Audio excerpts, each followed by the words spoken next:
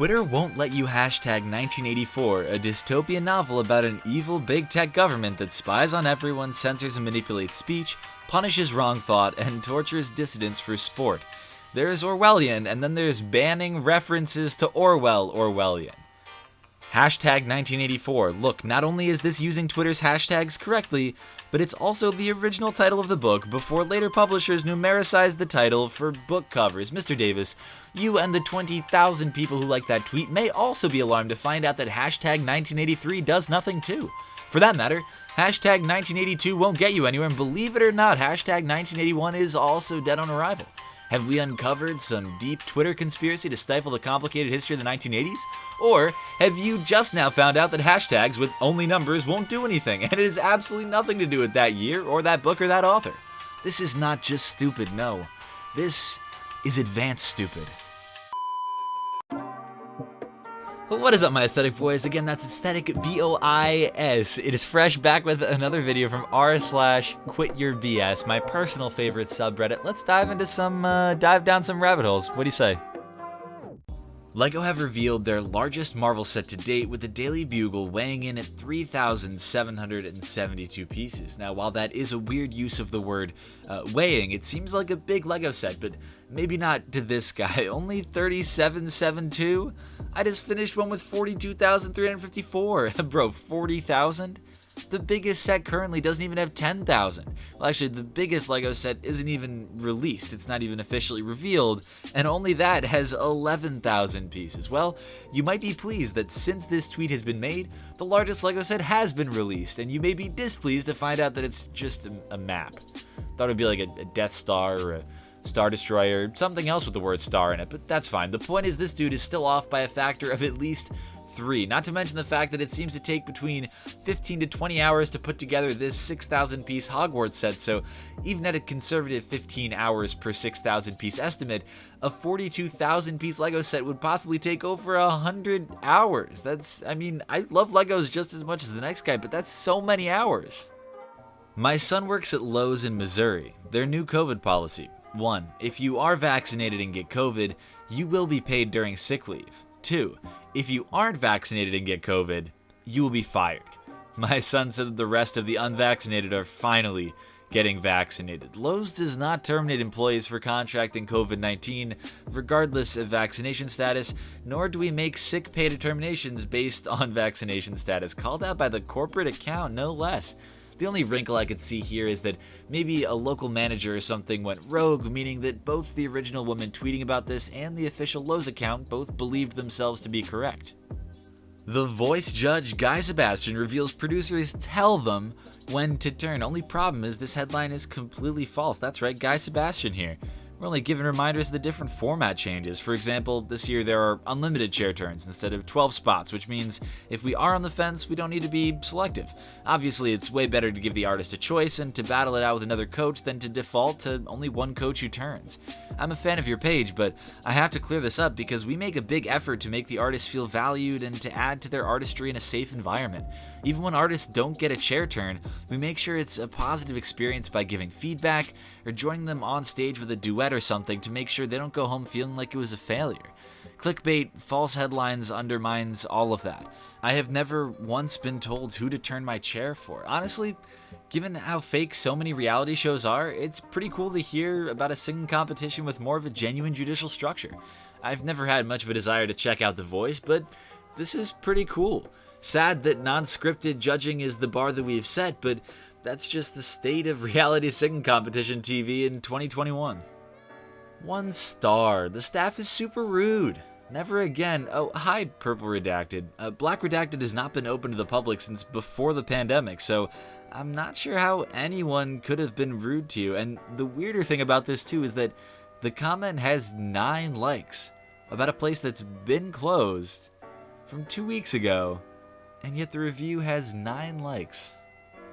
Just a heads up, meant to send earlier. Tire flat not holding air, attempting to plug it up and then head in. Yeah, that tire looks nasty, but is that a stock photo?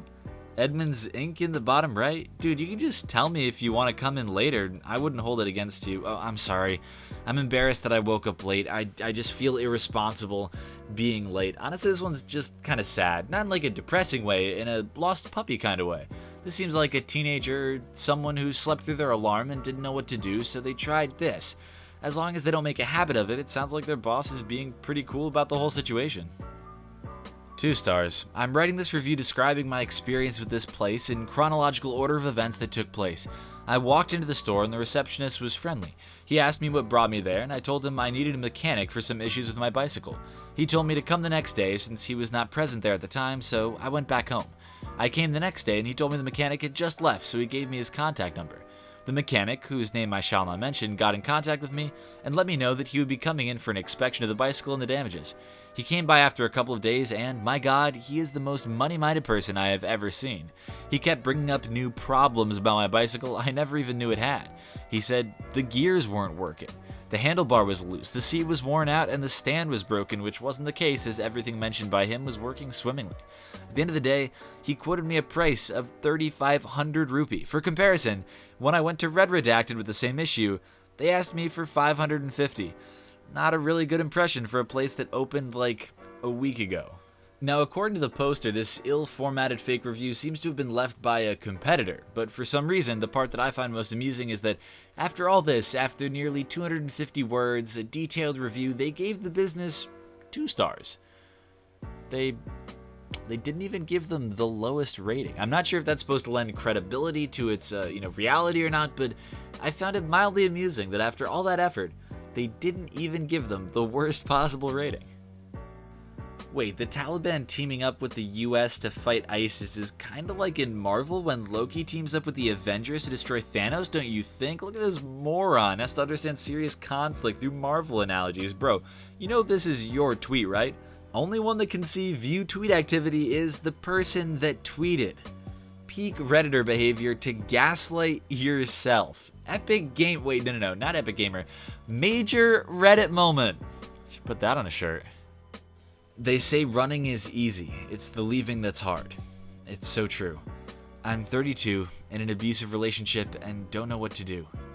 Desperately need advice. And while this post did get 12,500 upvotes, it has been removed, and the pinned comment from the moderator is, want to explain why you were a woman 4 days ago? OP, and apparently people Venmo'd this person money. Damn. So many people invested their time and effort offering advice and money. So messed up. Yeah, so this starts off as just stupid. Well, shitty and stupid because it's playing on a very emotional issue, but then it ends as pretty much a scam, like a could be illegal, feels like fraud kind of scam. Feels a lot like fraud kind of scam. Good grief. I do be the best cook of the server, made this beast today. Ooh. That's looking mighty fine. You must have the recipe perfect because it looks just like this restaurant's version. Good job. Yeah, forgetting the fact that somebody stole this picture, which they obviously did. Damn, that sandwich looks insane. Maybe I'm just hungry, but I would travel a long distance for that sandwich. Not Nebraska, but a long distance nonetheless. 1 star. We've been getting the runaround for over 2 weeks, again and again, rudely giving us no information as to why they weren't able to give us the gun that we already paid for. Then today, they called my mother and very rudely told her that she absolutely was not going to get the gun and it couldn't possibly be for her. Why? Because she is old and a woman? Bro, your mom isn't giving you the whole story. It appears she's buying guns for her son, who, according to online court records, has a felony conviction. That's super illegal for both of them. We weren't going to post anything publicly about this, but, well, here we are. This is apparently a common occurrence at gun ranges and often involves very minimal subtlety. Could be as little as the felon literally showing up with the person trying to buy the gun, or the felon originally applying and then when they get denied, their mother or whoever suddenly wants a gun too, for no particular reason of course, which, as the owner responds, is super illegal. From r/art we have this, a picture of painting, whatever you want to call it, of, I guess, a raspberry Danish, but while it does look cool, it really just looks like you ran a photo through the oil paint filter. Now this one is really interesting to me because it was originally tagged on r/art under me, meaning OP painted it, digital, meaning it wasn't a physical piece of art, and 2021 the year. obviously. The picture got called out by quite a few commenters for likely being a filter, and then ultimately removed by a mod, which led me to the subreddit rules to see why it was removed, which led me to this section, Rule 6. Do not post memes or other low-quality work. They define low-quality work as being, well, undefined, though do add that photos or AI art might be held to higher standards because there are more subreddits specifically for photos. But I feel it's kinda wild that in a genre as subjective as art, arguably the most subjective subject out there, the largest subreddit for the most subjective thing is dominated by strict mods who can remove posts because they don't like them? I'm not saying this post does or doesn't deserve to be in the subreddit, I just think that's kinda wild. Tom York and Johnny Greenwood's new album As the Smile is finished, according to producer Nigel Godrich. He says it's not a rock record. At Nigel God, at Tom York, at Ginny G. Wait, can I add to this that it's not finished and it is a rock record? Oh man, oh boy, oh brother, oh geez, I have not gotten to say this one in quite a while, but sure enough, they hit him with the Twitter handle at the end, so at consequences, this one goes out to you. If you're gonna lie about somebody, don't at them. Why Parasite is an objectively bad movie. Bro, your review is garbage. No one will agree with you. Yeah, his reviews are good. You're just salty that he had a different opinion than you. Did you forget to log out of your main? Man, this comment is so absurd. I'm gonna have to find the original channel. If I just search up the title, yep, comes right up. Holy shit. Every single comment on this video is about him getting caught in 4K, assumably from people on Reddit. All these comments from verified channels, thousands of likes talking about how he forgot to switch accounts to defend his shitty opinion. Like, this one, holy shit, this is an ARG. No fucking way. Well, call me Alice. Going down the rabbit hole.